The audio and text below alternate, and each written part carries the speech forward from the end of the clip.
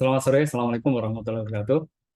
Mohon maaf untuk pertemuan pertama ini yang awalnya saya rencanakan bertemu secara langsung, tapi ini karena kebetulan jadwalnya pas bareng dengan pertemuan dengan Bapak Wakil Rektor, kebetulan eh, bidangnya adalah bidang yang saya diberi amanah di fakultas sehingga eh, saya coba menyampaikan materi sore ini secara asinkron ya dengan video, mudah-mudahan tidak mengurangi semangat ya kalian semua belajar metode komputasi. Materinya ini sebenarnya sudah cukup lama saya siapkan, jadi mungkin kalau yang pernah ikut ya ini seperti mengulang ya, yang dulu yang sudah pernah saya sampaikan. Jadi saya sering menyampaikan bahwa di geofisika ini kalau boleh di apa namanya di peras gitu ya, eh, kompetensi yang dimiliki oleh geofisikawan itu saya melihatnya dari aspek komputasi. Itu ada tiga skill yang harus dimiliki oleh geofisikawan. Yang pertama kemampuan geologi ya, karena kita geofisik berarti geonya geologi. Kemudian yang kedua adalah eh, fisika ya, karena geofisika. Ya. Yang ketiga adalah komputasi. Ya. Jadi ada tiga kompetensi dasar yang eh, harus dimiliki ya, oleh geofisikis sehingga eh, belajar komputasi di geofisika ini kalau boleh saya mengatakan ini sepertiga dari geofisika. Ya. Anda cukup kuat di salah satu dari tiga itu, nanti Anda bisa memberikan kontribusi ya bagi perkembangan ilmu geofisika secara umum. Ya. Nah, ini adalah pelajaran pertama kita ya, atau materi pertama di geofisika yang membahas tentang aspek komputasi di geosains secara umum. Jadi mohon perhatian, ini materinya cukup penting dan ini menjadi fondasi Anda ke depan, yang kalau ini nanti Anda berhasil lulus dengan baik, maka Anda akan lebih mudah nanti di dalam mengarungi, istilahnya mengarungi samudra kehidupan geofisika, dalam menempuh mata kuliah geofisika di tingkat lanjut, karena banyak hal yang dengan kemampuan ini Anda nanti bisa menghemat waktu dan tenaga ya, untuk bisa menyelesaikan masalah. Apa sih yang kita pelajari nanti dari materi komputasi di geofisika? Ya, jadi ada beberapa poin ya yang ini nanti harapan kami bisa Anda kuasai ya selama kuliah di semester ganjil ini ya. Dan untuk metode komputasi itu kami yang pertama ingin melatih mahasiswa untuk bisa mengoperasikan komputer dengan baik ya. Bisa mengoperasikan komputer artinya Anda familiar dengan komputer ya. Problem-problem yang terjadi di komputer itu Anda bisa selesaikan sendiri ya. Kemudian seringkali kalau di geofisika kita menggunakan software yang berlisensi ya misalnya. Kemudian suatu ketika kita harus mengupdate lisensinya, Anda bisa melakukan itu. Baik itu program-program yang apa namanya basisnya adalah user interface-nya berupa grafis, atau yang bahkan user interface-nya berupa command line. Nah, kita kenal akan ada dua jenis program di geofisika, yang grafis, yang Anda tinggal klik-klik gitu ya, sama yang harus Anda ketik perintahnya. Ya. Misalnya LaTeX itu untuk menulis, itu adalah jenis pengolahan teks ya, yang basisnya command line. Kemudian yang kedua, Anda juga diharapkan bisa memecahkan masalah di geofisika yang umumnya itu bekerja dengan data-data digital ya, sehingga solusinya atau pemecahan masalahnya itu adalah menggunakan komputer. Nah, untuk bisa mengendalikan komputer, maka kita harus bisa bahasa komputer ya, atau istilahnya bahasa pemrograman. Ya. Nah, di antara banyak bahasa pemrograman, maka dalam kuliah ini kita akan memperkenalkan beberapa bahasa pemrograman sederhana ya. Dan yang paling populer saat ini Python ya. Jadi nanti kita akan belajar Python. Kemudian juga ini emerging ya, akan ke depan nanti ada Julia, besok setelah UTS, setelah UTS ya, setelah UTS nanti Pak Kakak ya, Pak Theodosius Marwan Irnaka, dia akan mengisi kuliah metode komputasi ini dan nanti akan mungkin diperkenalkan oleh beliau Julia, dan aplikasi dari pemrograman saintifik dengan Python dan Julia di geofisika. Nah, dalam kuliah ini nanti kita akan belajar pemrograman saintifik ya, dengan Python ya. Tentu saja kita akan belajar dari awal ya, dari melakukan analisis data yang sederhana, kemudian nanti kita bisa menampilkan data dalam bentuk grafis ya, dengan plotting dan sebagainya. Kemudian juga di geofisika kita seringkali bekerja dengan data runtun waktu gitu ya, pengolahan sinyal sederhana. Nanti kita akan juga coba sampaikan ya bagaimana kita bisa mengolah sinyal ya menggunakan Python. Ya.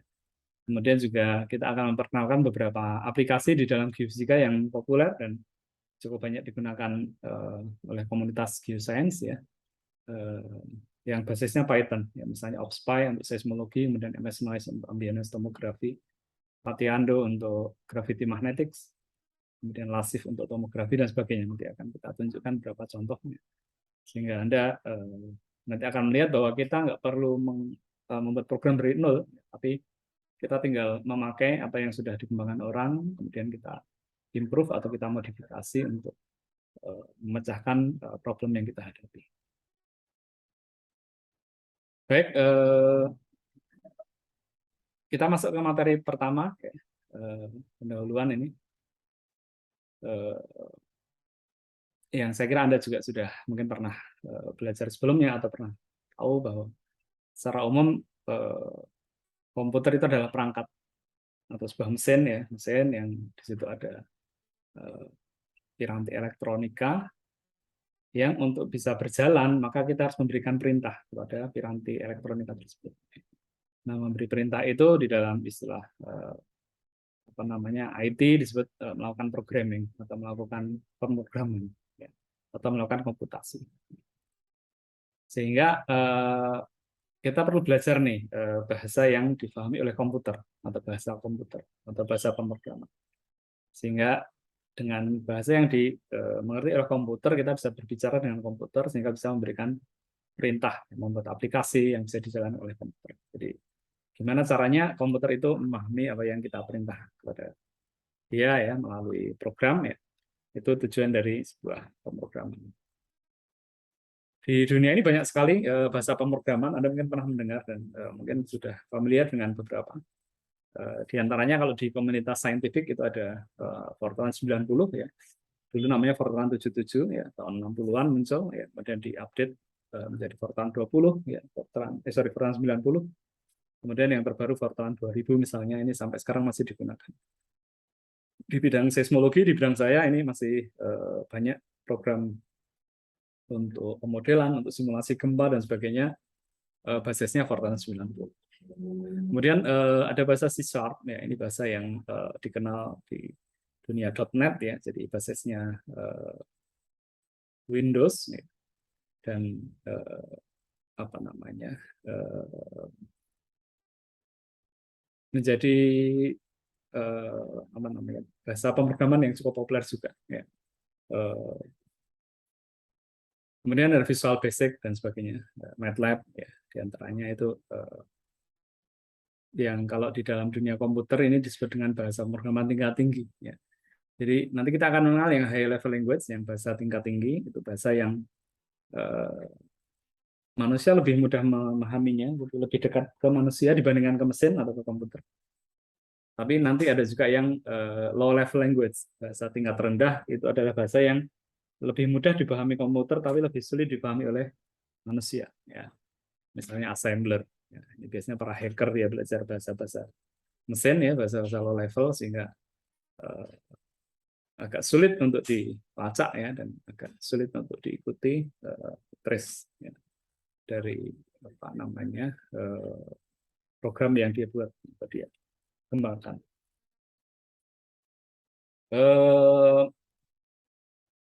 Jadi secara umum sebetulnya apa yang atau apa yang terjadi di dalam interaksi antara user atau pengguna dan komputer itu adalah bahwa kita perlu penerjemah nih. Kalau istilahnya saya berbicara, eh, kemarin saya ke Bali ya, ada kegiatan pengabdian masyarakat di Gunung Agung di Bali ya, dengan Jepang ya, dengan teman-teman dari Mount Fuji Research Institute di Jepang. Mereka mereka bisa bahasa Inggris tapi terbatas ya, sehingga mereka ngomong pakai bahasa Jepang ya, saya pakai bahasa Indonesia, tapi kita punya translator atau interpreter. Jadi sering saya ngomong pakai bahasa Indonesia, kemudian ada interpreter yang menerjemahkan bahasa Jepang. Begitupun sebaliknya. Nah, bahasa pemrograman kira-kira juga fungsinya seperti itu. Jadi menjadi interpreter bagi mesin dan bagi manusia untuk saling berinteraksi. Ya. Saling berinteraksi.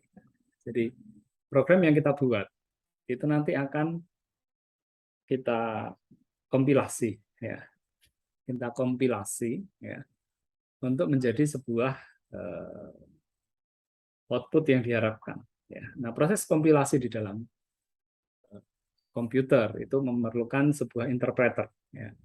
Sebuah interpreter yang dia nanti akan menjadi penerjemah nih, antara kode yang kita buat dengan komputer atau dengan output. Jadi kalau apa namanya dilihat secara lebih detail, ya, antara program yang kita buat atau source code dengan output atau dengan tampilan dari program itu nanti di tengahnya, ya, tengahnya tadi kan interpreter, tapi di dalam interpreter di situ nanti ada proses kompilasi, kemudian ada proses untuk membuat menjadi objek code, kemudian ada eksekutor. Jadi ada tiga apa namanya proses ya di dalam interpreter. Ya. Yang pertama compiler, kemudian menjadi object code dan eksekutor. Nah, object code ini sebenarnya menjadi penting karena di sini nanti kita bisa apa namanya bisa apa namanya bisa menggabungkan ya beberapa bahasa pemrograman sekaligus ya untuk menjadi satu output, untuk menjadi satu executable yang bisa menjadi output, ya. Atau menjadi eksekutor yang bisa menjadi satu output. Ya. Jadi misalnya ya saya punya program dalam bahasa Fortran ya. Kemudian Fortran itu kan dia nggak punya apa sulit kalau kita mau menampilkan dalam bentuk grafik, dalam bentuk gambar, dalam bentuk peta. Tapi ada Python. Python bisa dipakai atau MATLAB bisa dipakai untuk dengan mudah membuat peta, menggambar hasil ya, akuisisi data di peta. Ya.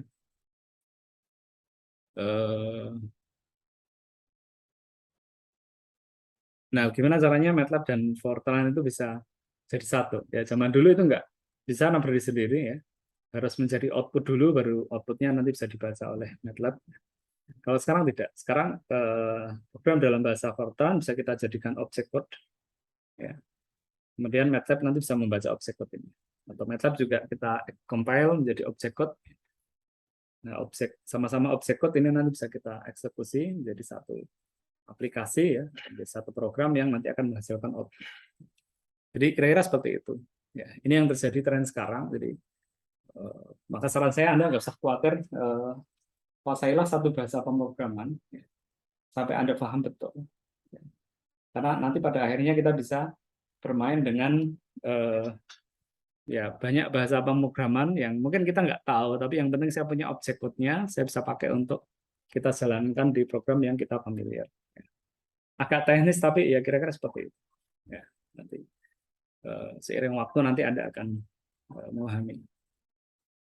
Nah, ini hanya intermezzo saja. Jadi saya sendiri semenjak dulu belajar Pascal, Turbo Pascal ya, saya belum pernah belajar bahasa C. Jadi cuma saya pernah melihat sekilas memang agak challenging ini bahasa C. Bahasa C is like a fast dance and on a newly waxed dance floor by people carrying razor. Jadi ini menunjukkan betapa itu sangat sulit ya. Ini kan kita kayak menari di lantai yang licin membawa pisau syukur gitu. Kemudian yang C ya, C++ itu hard to learn and build to stay that way. Jadi memang ya orang punya joke ya. Bahasa C itu memang susah. Java in many ways, C++ minus. Jadi ya Java juga challenging. Dan yang sekarang sedang populer ini Python, Anda nanti akan kita bawa masuki bahasa yang ini sekarang sedang jadi tren. Tadi saya sudah menyinggung sedikit ya, jadi ada beberapa jenis bahasa pemrograman ya, yang kita kenal di dunia programming yang sudah saya sebut C++, Fortran. Jadi itu adalah di antara yang disebut dengan compiled language, jadi bahasa kompilasi. Ya. Jadi biasanya ini sangat optimized ya, dibuat untuk menjalankan program dengan kecepatan yang cukup tinggi. Ya. Kemudian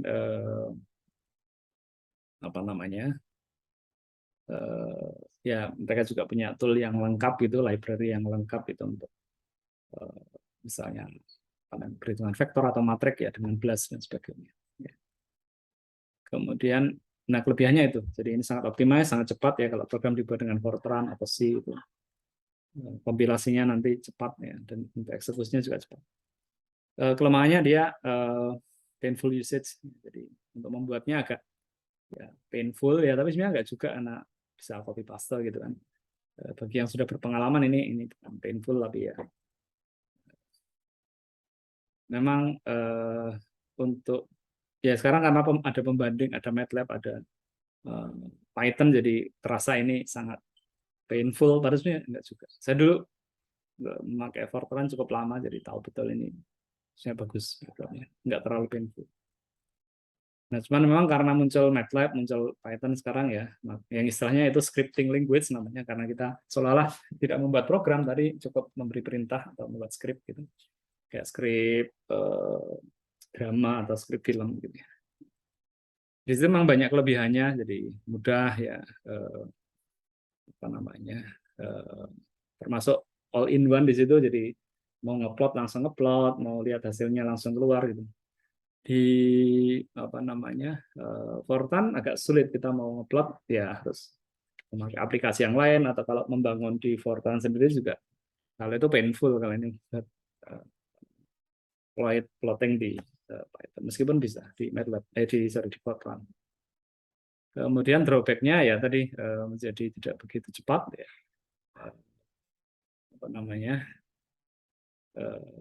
ya karena dia sudah melalui beberapa tahap untuk kompilasi dan interpreternya, jadi tidak cepat yang compiled language, tapi mudah dalam hal pengoperasian.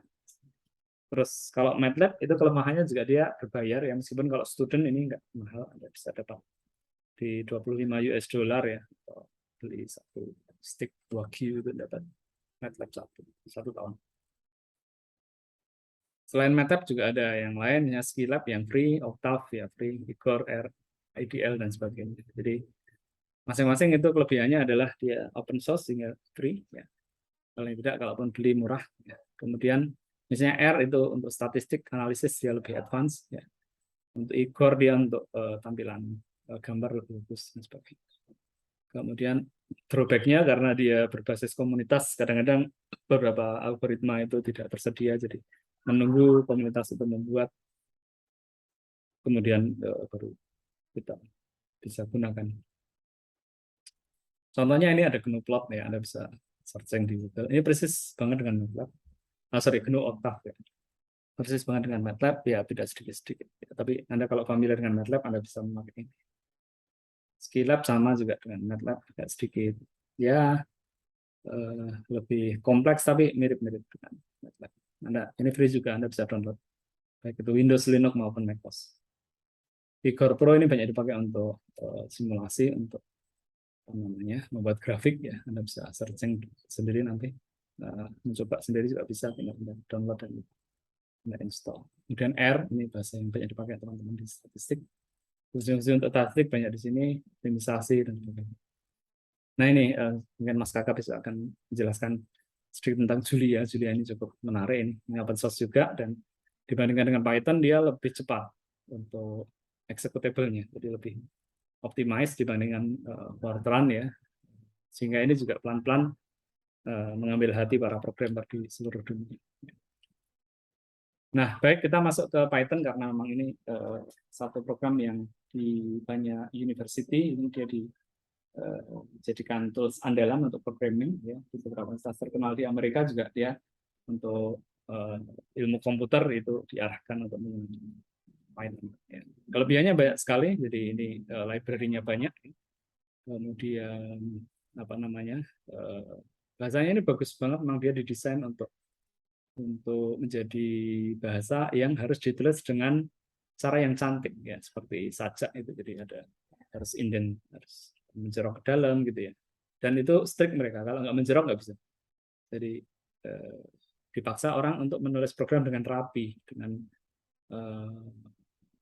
readable atau well structured ya. Kita kenal ada pemrograman terstruktur, ini dipaksa ini terstrukturnya. Kalau yang lain cuma slogan terstruktur, tapi kita bisa kayak MATLAB saya bisa membuat 10 baris menjadi hanya 1 baris saja, nggak masalahnya. Tapi nggak rapi, jelek. Tapi bisa jalan. Kalau ini nggak bisa, ini harus rapi. Kemudian free open source jelas ini menjadi kelebihan, nggak perlu beli. Ya. Kemudian bekerja untuk semua sistem operasi, Linux, Mac OS, Windows, dan sebagainya. Drawback-nya ini ya kadang-kadang tentu saja tidak senyaman MATLAB ya. Lebih ke apa namanya agak sedikit ke command line oriented ya. Kemudian tidak semua algoritma itu tersedia. Kalau di MATLAB lengkap sekali toolbox-nya, ini kita harus kadang-kadang membuat sendiri. Bayangannya kira-kira ini antara MATLAB dan C itu ya Python di tengah-tengahnya lah. Agak ya sedikit ke C, tapi sebenarnya mirip-mirip Python, mirip-mirip MATLAB juga. Banyak orang bertanya kenapa Python ya. Python populer itu karena dia tadi object oriented, structured, high level language. High level itu artinya dia apa namanya lebih dekat ke manusia ya, dan dinamik semantik namanya dibuat dengan apa namanya dengan logika pemrograman yang mirip atau sama dengan logika yang kita pahami sehari-hari. Ya, istilahnya semantik ya, nanti Anda bisa cari di Google. Kemudian ya tadi memaksa orang untuk menulis program dengan indah ya, dengan rapih ya, bisa dibaca dengan jelas. Kemudian dia adalah kombinasi dari simplicity dan power sehingga sangat ideal untuk menjadi bahasa yang kita ajarkan di awal-awal Anda mengenal program ya. Dan ya saya sendiri nggak begitu mengenal Python sebelumnya, saya familiar dengan Fortran, saya familiar dengan MATLAB, tapi begitu belajar Fortran sebentar saya sudah bisa mendapatkan apa namanya kesan dari bahasa ini yang cukup bagus. Jadi banyak orang mengira Python itu nama ular ya, jadi ular Python ya, tapi ternyata bukan. Jadi ini adalah nama grup lawak ya. Jadi penemu atau pembuat Python ya, Guido van Rossum dari Belanda, dia yang pertama membuat program ini, dan dia senang juk-juk dari Monty Python, grup lawak dari Inggris ya. Sehingga dia sampai menamai programnya Python ya karena dibuat. Karena nanti akan melihat betapa program ini cukup enjoyable, cukup fun ya. Terbayang saya ini yang buat orang yang sangat senang juk ya. Saya dulu waktu kecil juga senang lawak ya, Warkop dulu yang saya paling suka, Warkop DKI, Dono Kasino Indra. Jadi andaikan dulu penemunya saya, programnya tak namai Warkop. Dan ini sudah populer, programnya banyak dipakai dari semua industri IT di dunia, termasuk lembaga penelitian seperti NASA, dia memakai Python, ya, Dropbox yang Anda kenal untuk berbagi files itu dibuat keseluruhannya dengan Python. Pinterest itu juga. Kemudian untuk animasi Hollywood itu memakai Python untuk membuat tools ya, animasinya. Di geofisika juga cukup populer. Ya, ini yang paling populer di seismologi namanya OpSpy, ya, Python Toolbox for Seismology. Ya. Ini Library-nya kayak sekali dari memanggil data seismik sampai menampilkan dan menganalisis. Ini ada di OutSpy. Jadi ini menjadi penting karena banyak tools di Geofisika yang dibangun dengan baik. Kita juga mengembangkan di Geofisika ini dengan Mas Kakak ini membuat modelan MT ya dengan berbasis website, jadi nggak perlu kita install programnya, tinggal kita akses ya. Kemudian kita bisa masukkan data, kita inversi di secara online. Datanya bisa kita download. Ini dulu pernah menjadi the most downloadable paper ya, karena ya kalau di Indonesia ini jurnalnya saya cerita sedikit, jurnal idaman saya dulu waktu mahasiswa, karena ya sering di perpustakaan baca-baca jurnal ya. Ini salah satu jurnal yang saya punya mimpi suatu saat saya harus masuk ke jurnal ini, karena saya lihat, karena saya senang program saya dulu, jadi bacaan saya diantaranya ini Computer and Geoscience. Saya sering membaca programnya, kadang saya tiru programnya saya. Jadi kalau, dan ada beberapa yang sampai sekarang masih dipakai mahasiswa ya, misalnya ya kalau ya dulu pernah misalnya kayak Damne koreksi apa namanya ke bidang datar gitu, itu dulu kita buat ya, inspirasinya dari program-program yang ada di jurnal ini. Ini cukup terkenal saja dulu ya, jadi saya apa namanya punya cita-cita suatu saat harus masuk sini, dan ini alhamdulillah terwujud tahun 2016 ya, masuk ke jurnal ini. Kemudian ini yang tadi saya cerita sedikit, apa namanya program yang dibuat dengan Python yang dipakai untuk mengolah data graviti dan magnetik. Ini menarik juga Anda lihat, nanti kalau sudah beberapa pertemuan Anda mengenal Python sedikit, nanti Anda lihat ini. Anda akan jatuh cinta, dan nanti kalau Anda praktikum metode-metode geofisika itu Anda sudah nggak perlu install program, Anda bisa membuat sendiri. Python cukup kaya untuk library plottingnya. Nanti kita disupport oleh Matplotlib. Ya, Anda bisa membuat grafik apapun yang Anda bayangkan. Nah, ini kira-kira materinya hari ini kita sedikit tadi saya sampaikan introduction, kemudian PKPS-nya itu ini kira-kira. Minggu kedua besok kita masuk ke Python, kemudian nanti kita mengenal tentang string list dan sebagainya, membuat fungsi. Kemudian ini masih Mas Adam ya Pak Adam, tapi besok ini Mas Kakak yang pertemuan 8 sampai ke 14. Nanti ada UTS sama UAS di tengah dan di akhir. Tapi nanti penilaiannya nanti ada tugas dan sebagainya, Anda bisa apa namanya membantu kalau misalnya nanti UTS UAS-nya kurang maksimal, Anda bisa dari tugas-tugas mau nanti dikerjakan dengan serius. Sumber belajar banyak sebetulnya, bisa dari saya nanti akan membuat modul belajar ya, atau PowerPoint seperti ini, Anda bisa pakai untuk belajar. Tapi selebihnya Anda bisa lihat di website, ada banyak sekolah pemrograman di situ, Anda bisa ikuti. Ya. Bahkan di websitenya Python sendiri, Anda bisa mendapatkan apa namanya materi ya, tentang dasar-dasar pemrograman Python di sini. Ya. Kemudian tadi saya sampaikan, jadi nanti ada PR, ada midterm, sama final exams. Ya. Kemudian ada sikap absensi, activity dan sebagainya. Jadi tolong Anda juga aktif, nanti dengan activity yang bagus nanti Anda bisa mendapatkan poin dari situ.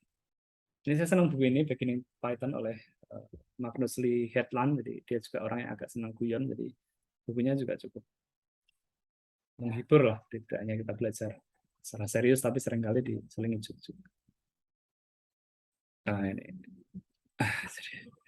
Jadi saya dulu ini di awal-awal. Jadi ya saya punya pengalaman tentang komputasi cukup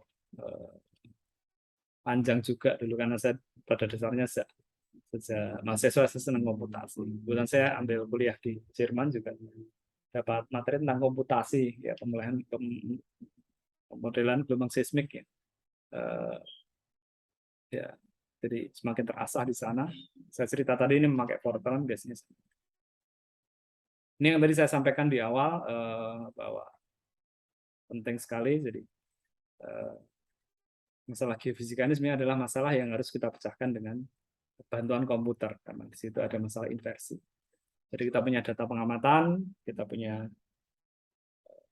formula matematik atau konsep fisika, ya. Terus bagaimana kita bisa menjadikan itu menjadi model. Ya. Nah, model dan data ini nanti harus sinkron, ya. Terus kita ubah sehingga data yang kita hasilkan itu sama dengan data yang kita generate dari formula ini. Ini masalah inversi di QC kan. Nah, menjadi problem kan seringkali di alam nyata itu kita berbicara dengan bahasa geologi ya. Sehingga nanti dari geophysical model angka-angka itu harus kita bisa ubah menjadi bahasa geologi atau bahasa yang berhubungan dengan batuan. Tadi sudah saya singgung bahwa geofisika itu ada komputasi, fisika, dan geologi. Anda kuasai salah satu, Anda akan eksis sebagai geofisika. Dan kemampuan komputasi yang baik ya membantu Anda untuk ya lebih punya harga jual yang lebih baik ya. Tidak hanya di bidang geofisika saja, bahkan Anda bisa masuk ke dunia misalnya perbankan. Jadi ini salah satu iklan di koran KR waktu itu, udah cukup lama sih, tapi sudah. Ini menarik banget karena dia mencari pegawai programmer itu tidak bahasa umum. Biasanya orang kan dicari ini dibutuhkan, ini syarat, ini enggak. Dia beri kode. Orang yang bisa memecahkan kode ini, artinya dia bisa bahasa program, nanti dia bisa daftar. Paling enggak daftar saja dia harus bisa program dulu. Ini bagi orang awam ya nggak tahu ini apa gitu. Tapi bagi programmer ini langsung tahu apa yang Anda lakukan. Kemudian, nah ini sedikit untuk motivasi, kalau Anda bisa Python, Anda bisa mencari pekerjaan tidak hanya di Indonesia, tapi di luar juga. Banyak tawaran untuk programmer, baik itu front end maupun back end. Back end itu artinya kita yang code mesinnya gitu ya. Kalau front end nanti tampilannya yang berhubungan dengan GUI dan sebagainya. Dua-duanya bisa pakai Python. Salarinya cukup tinggi, ya sekitar inilah kalau dikonversi ke rupiah. Sebelum masuk ke pemrograman ya, sedikit ada istilah algoritma ya. Algoritma itu semacam step-step yang harus dilalui ya. Contohnya misalnya ini sering dipakai kalau di buku-buku programming itu, algoritma itu seperti resep. Makanya ada buku yang sangat terkenal, saya dulu bacaannya ini, Numerical Recipe in the Art of Scientific Computing. Isinya subroutine dari semua numerical problems ada di situ. Bukunya tebal banget. Anda mau nyari apa aja ada di situ. Nah, istilahnya pakai resip ya. Jadi resip ini algoritma. Ya. Algoritma itu adalah urutan dari sesuatu yang harus kita lakukan pada saat membuat program. Jadi harus berurutan ya, nggak boleh satu mendahului yang lain. Ya. Kemudian termasuk nanti kalau di dalam resep itu cara membuatnya. Ini juga nanti di dalam program juga harus kita jelaskan ya. Misalnya kalau itu harus berulang berapa kali itu harus kita set. Jadi algoritma itu merupakan resep ya. Jadi isinya kumpulan perintah yang berurutan. Ada yang bisa dibalik urutannya, ada yang tidak. Ada yang harus urutannya ada dulu baru yang lain. Tapi ada juga yang bisa bolak-balik. Kemudian kadang berisi perulangan, kemudian kadang perlu menunggu beberapa saat gitu ya. Melanjutkan ke tahap berikutnya. Kemudian, nah ini hanya sekedar pengantar di hari ini. Nanti kita belajar Python, bagaimana menginstall, menulis tag di layar, memberi komentar, dan integrasi Python pada IDLE, Integrated Development Environment. Nanti ada macam-macam jenisnya. Ini hanya beberapa keunggulan dari Python, Anda bisa baca sendiri.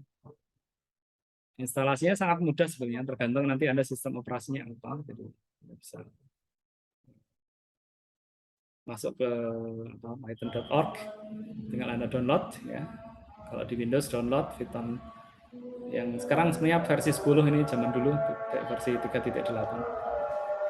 Kemudian sudah selesai, Anda tinggal panggil nanti dari prompt ya, kemudian Anda akan mendapatkan command line seperti ini. Anda siap untuk membuat perintah. Ini yang di Python idle ya. Ini Python shell, ini di Windows. Kemudian Anda bisa juga menggunakan Jupyter Notebook. Ini populer juga untuk membuat program di Python dan melakukan eksekusi. Misalnya ini kita bisa belajar untuk menulis perintah. Halo teman-teman, gitu di Jupyter Notebook. Instalasinya juga mudah, Anda tinggal install notebook, klik di situ nanti. Keluar, kemudian bisa Anda buat perintah seperti ini. Atau Anda pengen punya apa namanya editor ya.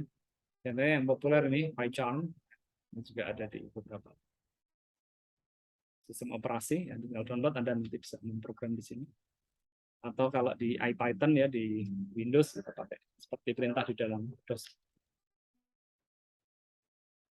Nah, ini contoh untuk membuat perintah tulisan ya. Misalnya biasanya yang sering dipakai untuk latihan itu hello world gitu ya. Nanti keluar tulisan hello world. Selesai ini. Kemudian di Python ini ada aturan ya bahwa dia harus case sensitif, jadi yang ditulis huruf besar harus huruf besar, yang ditulis huruf kecil harus huruf kecil. Nggak bisa, misalnya print itu harus huruf kecil, kalau harus besar depannya dia nggak bisa. Kemudian, nah Anda bisa menjadikan executable ya, kalau di Linux nanti mudah, tinggal simpan ya, .py, kemudian nanti Anda panggil nama filenya ya, nanti dia bisa jadi ya, salah langsung. Kira-kira itu aja mungkin dari saya. Jadi mohon nanti kalian mencoba membaca kembali ini slide saya, saya akan share, kemudian Anda coba tadi install Python di tempat Anda, di komputer Anda. Kemudian Anda coba nyoba tadi nulis hello world atau hello teman-teman dan sebagainya. Minggu depan kita akan belajar lebih jauh tentang Python ini dari basic. Tapi Anda siapkan dulu, monggo nanti mau pakai pure dari Python-nya atau pakai ada Spider misalnya, atau pakai yang lain. Sehingga besok kita, atau Jupyter tadi ya, lebih mudah, lebih tampilannya lebih clean ya. Dan hasilnya bisa lebih kelihatan kalau buat plot dan sebagainya nanti bisa kelihatan langsung. Oke, thank you. Sampai minggu depan ya. Maaf kalau ada kekurangan, nanti saya share materinya lewat WA. Dari saya, terima kasih. Assalamualaikum warahmatullahi wabarakatuh.